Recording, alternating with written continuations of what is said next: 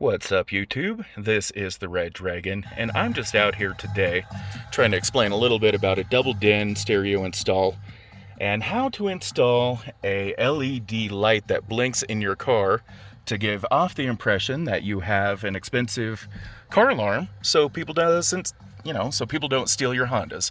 I'm getting tongue-tied here. So this is the double din stereo that I picked up and installed. Now, I went ahead and got a double din stereo because I don't need a big screen right there. It's not big enough for me anyway. If I want a screen, I'll just resort back to my laptop here. And so the double din is just going to be fine as a double din stereo with big buttons, big illumination, so I can see in the car. I don't need to play my TV video shows. I can do that here on a much bigger screen, more responsive. I can do a lot more things with the tablet than I can do with the double din anyways. So I went a little bit cheaper, just got a regular double din, and I can use this for other purposes. So on the double din, I went to Sonic Electronics and they sent me a wiring harness for free. Setting up a double din or any type of stereo in your car is super easy, because once you get the wiring harness, all you have to do is connect the yellow wire to the yellow wire, the red wire to the red wire, the black wire to the black wire. Let's see, we got purple with stripe with the purple with stripe, white with stripe with the white with stripe. You just connect the wires and then you go ahead and plug it in, and then the stereo works. Now this stereo has Amazon Alexa, and I'm gonna get back to that because that's really cool.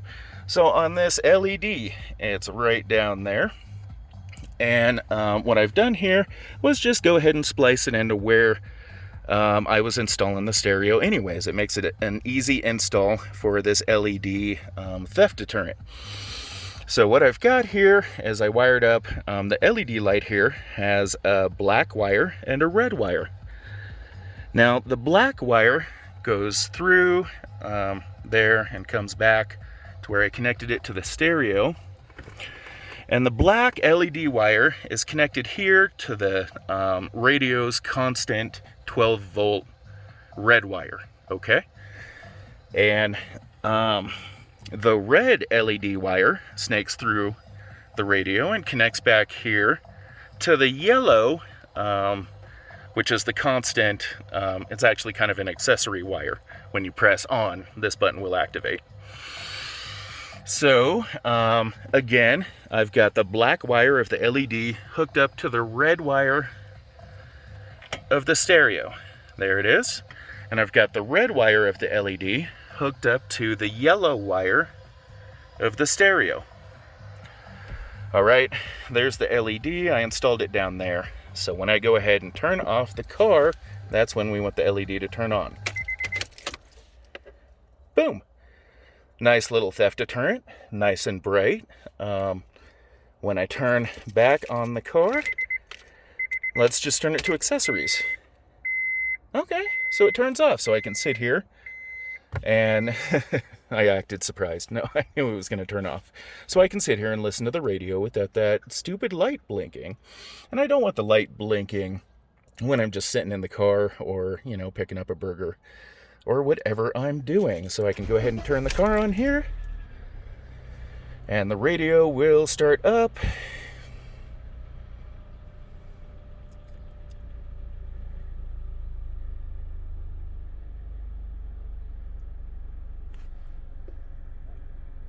Alrighty, so the LED down there is not activated because the car is on. So that is neat. Come on. So this is just a little explanation here why I use this instead of for like entertainment, for car diagnostics. I can hook it up to the car right here with dash command. Cool. And a stereo kind of install video, you just hook up the wires, the matching wires, and then you just plug in this wiring harness to the stock stereo harness. This is on the tablet. This is why I didn't get a double din with, I'm horrible at this. With, come on. Really though.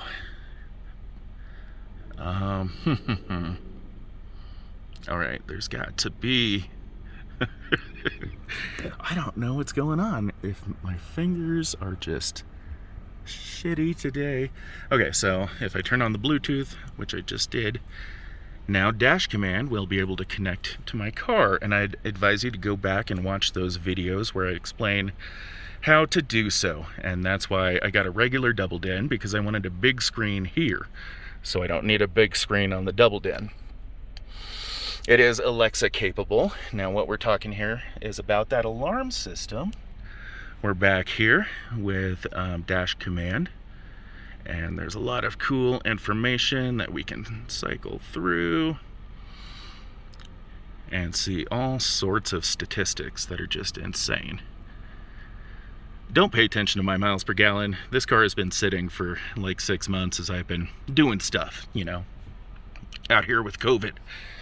So we got a double den install and security light, LED. When I turn off the car, the LED starts blinking, and that's a magnificent theft deterrent. Really, really bright LED. LEDs are about 69 cents each. We don't need anything special here. We just need to wire it up like I've showed you here. And when I checked YouTube, I didn't see anything too definitive on how to install this here. So this is an excellent theft deterrent. If a thief is going by a Honda, they're not going to risk breaking in with a light like this on the car. Now, I do want to mention also, when you're messing around with your stereo, watch out, you know, connect these. I need to use connector butts instead of tape, but that's just for illustration purposes, because I ended up blowing 2 different fuses, and this was completely surprising. All I wanted to do was show you an educational video here on how to wire up a security device to your car, and I had a 10 amp fuse down there. It went out on me. It was either the ACC meter or the PW relay. And that was right before I made this video, and oh my gosh, I have learned a lot today, huh? Okay, so once one of these goes out, I'm imagining it was the PW relay, all right? Your car won't start. Ha ha ha ha ha ha. Fun, fun, fun. So I'm just here trying to make a video, messing around with the stereo, and I accidentally blow a fuse and the car won't start. What? Honda?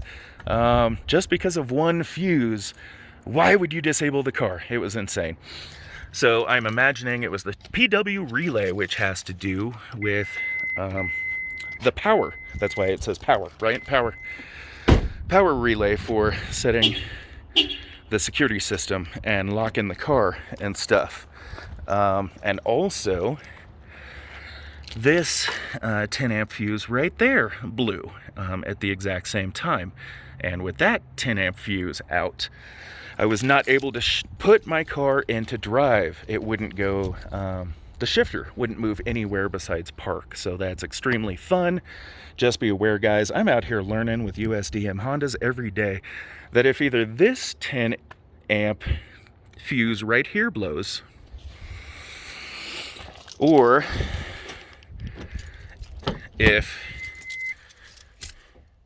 this 7.5 amp power relay blows, and mine blew at the same time just because the red power wire accidentally touched the ground, then my car is completely disabled. And I'm imagining that has to do with the alarm system, that once this fuse goes out, the alarm system can't be activated. You can't lock the doors, and it also, probably a safety feature with the fuel cutoff switch, was I was not, after starting the car, I was not able to move anything besides into park. It wouldn't go into reverse, it wouldn't go into neutral, drive one, it wouldn't go anywhere besides park.